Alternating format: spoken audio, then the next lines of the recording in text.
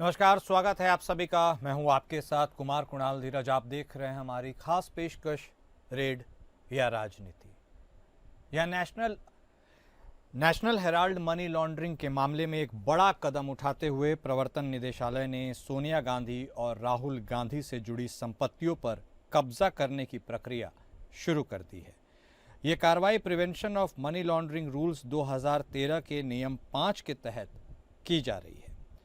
ED ने कहा कि उसने 661 करोड़ रुपए की अचल संपत्ति पर कब्जे के लिए नोटिस जारी किया है, जिसे उसने कांग्रेस नियंत्रित नेशनल हेराल्ड अखबार और एसोसिएटेड जर्नल्स लिमिटेड से जुड़े धन शोधन मामले की जांच के तहत कुर्क किया था। संघीय जांच एजेंसी ने एक बयान में कहा कि उसने सक्षम संपत्ति रजिस्ट्रार को संबंधित दस्तावेज सौंप दिए हैं, जहां संपत्ति स्थित है। नोटिस में मुख्य रूप से ईडी ने कब्जे में लिए जाने वाले परिसर को खाली करने के लिए कहा है। इसने कहा, एक नोटिस मुंबई के बांद्रा पूर्व में हेराल्ड हाउस में 7वीं, 8वीं और 9वीं मंजिल पर स्थित जिंदल साउथवेस्ट प्रोजेक्ट्स लिमिटेड को भी भेजा गया है, ताकि हर महीने प्रवर्तन निदेशालय के निदेशक के नाम पर हर माह किराया या पट्टा राशि अंतरित की जा सके। यह कार्रवाई धन शोधन निवारण अधिनियम यानी पीएमएलए की धारा 8 और नियम 5 भाग 1 के तहत की गई है।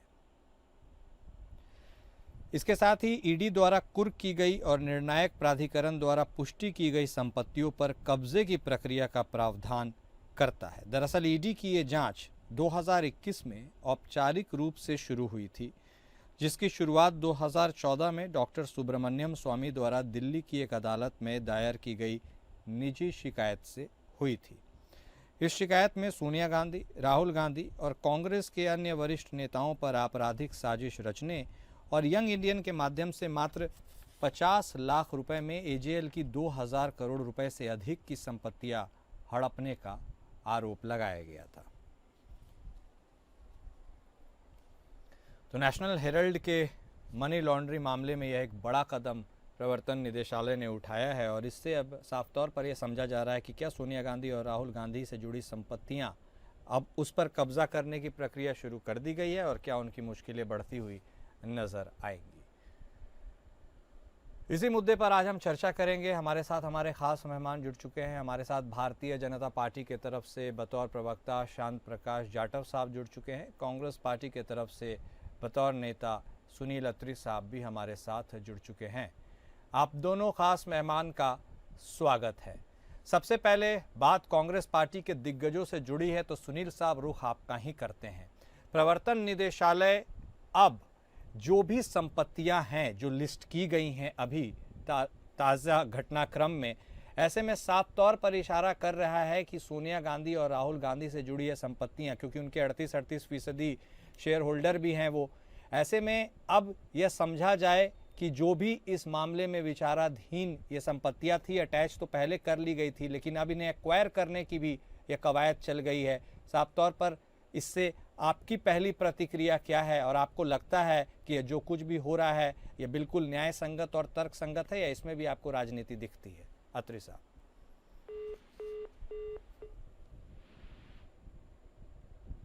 अत्री साहब, सुन पा रहे हैं आप हमें? लगता है संपर्क उनसे टूट गया है। हम उनसे फिर से जुड़ने की कोशिश करेंगे। जाटव साहब, अब देखिए रुख आपका करते हैं। सबसे पहले अत्री साहब के पास इसलिए गया था मैं क्योंकि भाई उन्हीं के दिग्गज नेता से जुड़ा यह मामला है, कहीं उन्होंने यह ना लगे कि भाई उनसे पहली बात सुनी नहीं गई। लेकिन अब चूंकि उनसे संपर्क नहीं हो पा रहा है तो जाटव साहब रुख आपका करते हैं। आमतौर पर ईडी के तहत चलने वाली यह प्रक्रिया है, इसके ऊपर कोई सवाल किंतु परंतु बनता ही नहीं है। लेकिन सवाल तब उठ जाता है जब विपक्षी आपको कहता है कि जो संघीय एजेंसियां हैं, ये सारे जो तमाम इंस्टीट्यूशंस हैं, इनकी स्वायत्ता पर सवाल उठाता है और मंशा और नियत पर सवाल उठाता है। ऐसे में आप इस पूरे घटनाक्रम को कैसे देख रहे हैं? क्या आपको लगता है कानून के अंतर्गत सब काम हो रहा है और जो भी गलत था वह तो गलत है? जाटव साहब। देखिए, नेशनल हेराल्ड का जो विषय है, इस पर काफी लंबे समय से चर्चाएं हो रही हैं और इसमें किस तरीके से अनियमितताएं हुई उसको भी जो है मैं समझता हूँ कि अमूमन जो देशवासी हैं वो उसको समझ भी पा रहे हैं और उसको ध्यान में भी है कि इस सबके पीछे किस तरीके से कांग्रेस ने अपनी पावर्स का दुरुपयोग किया और एक कंपनी जो है, एक जो नेशनल हेराल्ड जो है, इन्होंने तोड़ मरोड़ करके और उसको अनैतिक लाभ दिए। और ये सारा जो प्रकरण है वो 2014 के बाद में चर्चा में आया। बहुत लंबी बहस रही और राहुल जी और सोनिया जी दोनों ही इस मामले में बेल पर हैं। तो जाहिर सी बात है कि आपको बेल लेना पड़ा। आप कहीं ना कहीं जो है आपका इन्वॉल्वमेंट जो है इसमें जस्टिफाई होता है। और उसके बाद में उन सारी संपत्तियों को जो इन्होंने अनैतिक रूप से उसका जो दुरुपयोग किया अपनी पावर्स का, उन संपत्तियों को जो है वो भी की गई और अब उनको जो है वो रिकवर करने का समय आ गया है। इनफैक्ट क्या है कि हमेशा इन लोगों ने अपनी पावर्स को जो चूंकि दुरुपयोग किया और ये सोच करके कि हमारे पास कोई इसके ऊपर कोई काबिज नहीं हो पाएगा, हमारे किए हुए कारनामों को कोई उजागर नहीं कर पाएगा, ये मान करके इन्होंने जो है काम किए। मगर ऐसा हुआ नहीं। इन्होंने बहुत लोगों को गुमराह किया, मगर गुमराह करने के पीछे कारण क्या था? उन लोगों की मदद करना नहीं बल्कि अपने आप को बचाए रखना। क्योंकि सरकार जो है, मोदी सरकार भाजपा के साथ में भाजपा के उसमें वो जिस तरीके से काम कर रही है भाजपा सरकार, तो उसमें जो है साफ दिखाई दे रहा है कि किसी तरीके का कोई भ्रष्टाचारी बच नहीं पा रहा और इसलिए बेचैन है, इसलिए जो है ना तमाम तरीके के प्रयास कर रहे हैं। ठीक है, कब तक आप खैर मनाएंगे? आपने भ्रष्टाचार किए हैं, किसी ना किसी दिन तो उजागर होने और वो रिकवर भी होना है। ये हमेशा कहते हैं क्या हुआ, क्यों नहीं किया गया अभी तक? 10 साल हो गए, 11 साल हो गए, करा जाएगा, समय आने तो सब काम होंगे। अब ये भी काम शुरू हो गया, देश की जनता भी देख रही है और आप स्वयं भी देख रहे हैं कि हमने जो गलत किया अब उसको जो है उसकी सजा भुगतने का भी समय आ चुका है। ठीक है, अत्री साहब भी हमारे साथ एक बार फिर से जुड़ गए हैं, अब उनका भी रुख कर लेते हैं। अत्री साहब, 2013 का वो वक्त था जब इस कानून को और धार आप ही लोगों ने दिया था और अब उस कानून की मार भी आप ही लोग को पड़ रही है। ऐसे में आपको लगता है कि जो गलत है वो गलत है और जो होना है वह तो होगा? ईडी पूर्ण रूप से अपना शिकंजा कसती हुई नजर आ रही है। अगर कोई स्कोप नहीं होता, लूपहोल नहीं होता, तो शायद ये अभी नहीं होता, या फिर इसमें भी आपको कोई राजनीति ही दिख रही है? अत्री साहब, ऐसा साहब इसमें राजनीति पूरी तरीके से है। और मैं आपसे एक सवाल पूछना चाहूंगा कि देश के प्रधानमंत्री जो बातें तो बहुत बड़ी बड़ी करते हैं, राफेल 250 करोड़ रुपए का सौदा हुआ जो 1600 करोड़ पे गया, टैक्स की रिपोर्ट दबाई जा रही है, मेहुल चौकसी, ललित मोदी जैसे भाग रहे हैं, और ऑन रिकॉर्ड एक चीज और कह दूं, आरटीआई डाल लेगा किसी भाई को शक हो तो। दिल्ली का एयरपोर्ट, बॉम्बे का एयरपोर्ट 100 रुपए साल की लीज पे है। 100 रुपए साल की लीज, महीने की नहीं, 100 रुपए साल की लीज पे दिया हुआ है। राजस्थान के गवर्नर जब से अडानी को एयरपोर्ट दिया है, आपको मालूम होगा पिछले महीने जयपुर के हवाई अड्डे पे उसको उतरने नहीं दिया गया। इतनी बड़ी हिम्मत हो गई। अगर ये सरकार का होता तो क्या राजस्थान के गवर्नर को जयपुर हवाई अड्डे पर ना उतरने दिया जाए? पहले मनमोहन सिंह के समय में या अन्य प्रधानमंत्रियों के समय में जब भी विदेश दौरे पे जाते थे तो प्रधानमंत्री के साथ पत्रकार जाते थे। अब कौन जाते हैं? अडानी जाते हैं, बैंकों के चेयरमैन जाते हैं। प्रधानमंत्री प्रॉपर्टी डीलर का काम कर रहे हैं। आज हमारी विदेश नीति का क्या सत्यानाश हुआ? बांग्लादेश, मॉरिशस, श्रीलंका, नेपाल, बर्मा जैसे आंख दिखा रहे हैं तुम्हें। तुम्हारी 2 कौड़ी की विदेश नीति रह गई है और बात कर रहे हैं ये उसकी। अरे भाई, वो प्रधानमंत्री जिसने जिंदगी में कभी सच नहीं बोला, वहां पर महाराष्ट्र में जाकर के वो उसके ऊपर अजीत पवार के ऊपर दुनिया भर के वो लगा रहे थे आरोप कि उठा के जेल डाल दूंगा, 65,000 करोड़ का घपला।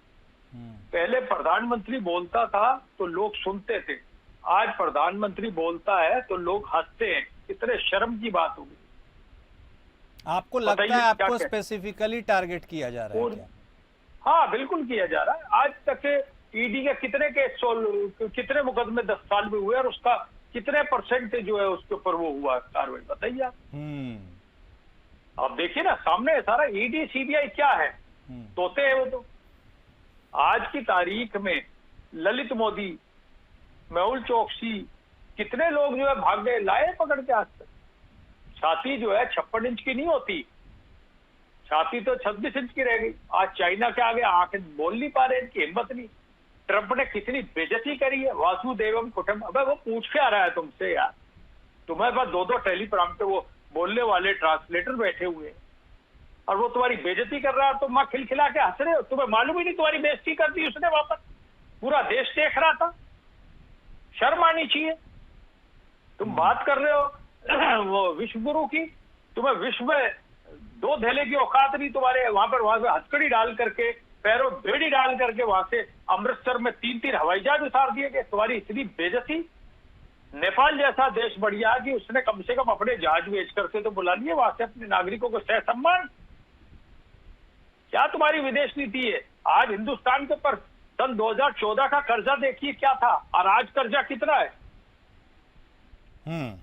पेट्रोल डीजल के रेट कहां जा रहे हैं? देश की जनता त्राही त्राही कर रही है, और प्रधानमंत्री अपनी छाती पीटते हैं, संसद में बोल नहीं पाते। ठीक है, सिर्फ झूठ परोसा जा रहा है देश में। ठीक है जाटव साहब, देखिए ये साफ तौर पर आरोप आपके ऊपर है कि आपका चश्मा थोड़ा सिलेक्टिव है, क्योंकि ये जो एग्जाम्पल्स इन्होंने कोट किए ये भी तो भाई उतने ही रेलेवेंट है। लोग यह भी सोचते हैं कि क्या इनके ऊपर भी जो भगौड़ा हो गए हैं इनके ऊपर भी कार्रवाई होगी, या फिर जो भी एग्जाम्पल्स इंस्टेंसेस इन्होंने दिए उससे आप इत्तेफाक रखते ना रखते हो, लेकिन लोगों के मन में ये सवाल तो रहता है। आखिर इसका जवाब भी कुछ है क्या जाटव साहब? देखिए, सबसे पहले तो इनका जो बयान है, इन्होंने जो अभी जो प्रवक्ता है कांग्रेस के, उन्होंने नेशनल हेराल्ड पर कुछ नहीं बोला। और जाहिर सी बात है कि हमारा चश्मा वही है, हम भ्रष्टाचार के खिलाफ आए, भ्रष्टाचार खत्म करने के लिए आए, और हम उसी पर काम कर रहे हैं। सबसे पहले आपके पास में जो कैश पैसा था उसको हमने नोटबंदी करके खत्म किया।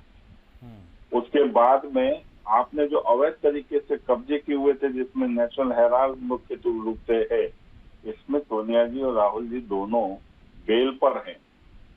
इसमें नहीं छूट पाएंगे, आप चाहे कहीं की भी बात करें, इसमें छूट भी नहीं पाएंगे। और आपकी जो संपत्ति है जिन पर आपने अवैध रूप से कब्जा किया हुआ, उन संपत्तियों को भी कुर्क किया गया है, और उस पर अटैचमेंट करके उससे भी रिकवर किया जाएगा। और तीसरी बात, इन्होंने भी कुछ लोगों की बात कही जिनको इन्होंने लोन दिए थे, और वो लोन लेकर के भाग गए भारत छोड़ करके। अभी पिछले हफ्ते विजय माल्या ने विदेश में बैठ करके बयान दिया है कि मेरी 6,500 करोड़ रुपए का मेरा बैंक का लोन था, और 14,000 करोड़ रुपया जो है भारत सरकार ने मेरा रिकवर कर लिया है। हम किसी का पैसा छोड़ नहीं रहे, पूरा पैसा रिकवर हो रहा है। और उसी में हम ये राहुल और सोनिया जी की जो संपत्ति जिसको अपनी बताते हैं नेशनल हेराल्ड, इसमें भी हम रिकवरी कर रहे हैं। आप चाहे कितने तड़पते रहें, किसने क्या सम्मान दिया, किसने क्या सम्मान नहीं दिया, हमें उसकी परवाह नहीं है। हम ये जानते हैं कि हम जिस काम के लिए आए थे हम उस काम को कर रहे हैं। देश की जनता ने हमें तीसरी दफा पूरा मैंडेट दे करके जो है वह सरकार सौंपी है। हम उस काम को पूरा अंजाम देंगे, 5 साल क्या काम करेंगे। और जिस तरीके से हम विदेशों से अभी आया ना, विदेश से आतंकवादी, जिसने 26/11 का जो बॉम्बे में जो कांड हुआ था, उसका मुख्य आरोपी आया ना भारत, उसको देखना। आपने तो सजा करके भेजे थे, आप तो 26/11 के जो घटना थी उसको आरएसएस के साथ जोड़ रहे थे। मगर जिसने घटना की वो तो कह रहे हैं, विपक्षी पार्टियां कह रही है आप तो सिर्फ फसल काट रहे हैं। हम लोगों ने तो ये सारा, हम लोगों ने अपने तरफ से स्ट्रांगली केस प्रोजेक्ट किया था, प्रेजेंट किया था, सबूत दिए थे, उसके बाद ये संभव हो पाया है। चलिए, हम उनकी बात को ही अंजाम देते हैं कि भाई आपने किया, लेकर तो हम आए ना। हाँ, आपने किया होगा, ठीक है, ठीक। हम ये थोड़ी कहना कि हमने ही सब कुछ किया। मगर आप जो कर रहे थे, आपने जो किया, तो धागे पहना करके, चलावे बांध करके आप लोगों ने उस वक्त की इस घटनाक्रम को अंजाम दिया। और आपने ये कहा था कि ये जो दंगा है, ये जो घटना है बॉम्बे में ब्लास्ट की, इसको हिंदू टेररिस्टों ने किया है, ठीक इसको है। आरएसएस के लोगों ने किया है। ये चलिए, तो ठीक है। कांग्रेस बोल रही थी ना। नहीं, वो तो देखो, खैर ये अलग चीजें चैप्टर है। तो बात निकाली थी बात ना। हम लोग के चर्चा में था, वो और राणा आप की जो छिड़ एक गई तो झूठा हम लोगों ने narrative बात लड़ को रहे थे, थोड़ा उस सा बढ़ा narrative दिया। को साफ कर। अत्री साहब देखिए, भारतीय जनता पार्टी का स्टैंड क्लियर है। वो लोग साफ तौर पर कह रहे हैं भाई जनता ने हमें जिस चीज़ के लिए चुनकर भेजा है हम वो चीज़ कर रहे हैं। और एक लोग बातें भी करते हैं कि भाई लड़ाई तो लड़ते सैनिक ही हैं, नाम तो सेनापति का ही होता है। तो आपने जो भी कुछ किया हो, क्रेडिट लेने का सब वक्त अगर बीजेपी का है तो इसमें आप क्या कर सकते हैं। और नेशनल हेराल्ड पर जरूर टिप्पणी कर दीजिएगा, उनका कंप्लेंट है कि आप उस पर कुछ बोल नहीं रहे हैं। तो ऐसा है कि यदि कोई गलती नहीं होती सर तो शिकंजा तो कसता भी नहीं। जी अत्री सर। ऐसा है, जिसको ये पूर्ण बहुमत कह रहे हैं वो एक लंगड़ी सरकार है। हाँ, और बिहार में तो पुलों की गारंटी नहीं होती, तो नीतीश कुमार की क्या गारंटी। नीतीश तो बोल रहे हैं साथ नहीं छोड़ेंगे। वो कहने की बात है, नीतीश के पुराने बयान दे दो। वो तो सबको मालूम है, एक दूसरे को गालियां देते हैं, फिर गले मिल जाते हैं, फिर गालियां देते हैं, चुनाव का टाइम आता है फिर मिल जाते हैं। आरएसएस वो आतंकी संगठन है जिसको विदेशों में अभी पिछले एक हफ्ते में कई जगह बैन कर दिया गया है। आपकी जानकारी है, ये वही पार्टी है जिसने कंधार हाईजैक के समय पर इनके एक मंत्री थे जसवंत सिंह, जो उनको आतंकवादियों को, जिसको कांग्रेस के सरकार ने पकड़ के जेलों में डाल रखा था, उनको अपने दमादों की तरह ये वहां छोड़ के आए थे विदेशों में, अफगानिस्तान छोड़ के आए थे, सबने टीवी पे देखा था। तो ये इनकी पॉलिसी रही है, झूठ। आज तक 2012 के बाद इस मोदी सरकार, मोदी प्रधानमंत्री रहे, एक भी प्रेस कॉन्फ्रेंस करने की हिम्मत ही नहीं है, क्योंकि जो आदमी अनपढ़ है, नकली डिग्री वाला, वो क्या बोल पाएगा। नेशनल हेराल्ड जो है, इसको कांग्रेस ने स्टार्ट किया था। जब वो घाटे में आ गई वो अखबार, तो कांग्रेस में गांधी परिवार ने उसको आर्थिक मदद करके उसको वो करा। और इसका ये बोलने से, हम डिबेट पे वो बोले, ऐसा बोले, वैसा बोले, उसका कोई नहीं। वो तो कोर्ट बैठी है, वो अपने निर्णय ले। और ये सबको मालूम है कि ईडी और सीबीआई का आज जो देश में दुरुपयोग हो रहा है वो सब जानते हैं। सबसे ज्यादा दुरुपयोग ईडी सीबीआई का ही हो रहा है। और आज आपने बहुत से उदाहरण देखे होंगे, मेरे को कहने की जरूरत नहीं जी। जो हार्ड कोर क्रिमिनल है उन्होंने भी बीजेपी ज्वाइन कर ली, तो उनके भी मुकदमे हट गए। लोग सब देख रहे हैं। इसीलिए ये सरकार जो है 400 वाली 240 पे टिकी है, और अगली बार शायद ये 40 पे ही टिक जाएगी। अब मेरे को तो एक बात बड़ी वैसी कह दूं मैं आपको जी, कि ये साल भी सरकार पूरा कर जाए तो बहुत बड़ी बात है। ठीक है, वो तो खैर भविष्य वाली बात हो गई, लेकिन जाटव साहब एक बात है, कह दी। हाँ, भविष्य की बात मैंने कह तो दी है, लेकिन वो जरा अटपटी सी लगेगी। हाँ, क्योंकि घुट्टी जो है वो दूसरी पी हुई है। आपको मालूम है गोदी मीडिया क्या करता है सारे दिन। जो पत्रकार सही से बोलता है उसके खिलाफ चार्जेस हो जाते हैं। उस चैनल को अडानी खरीद लेता है।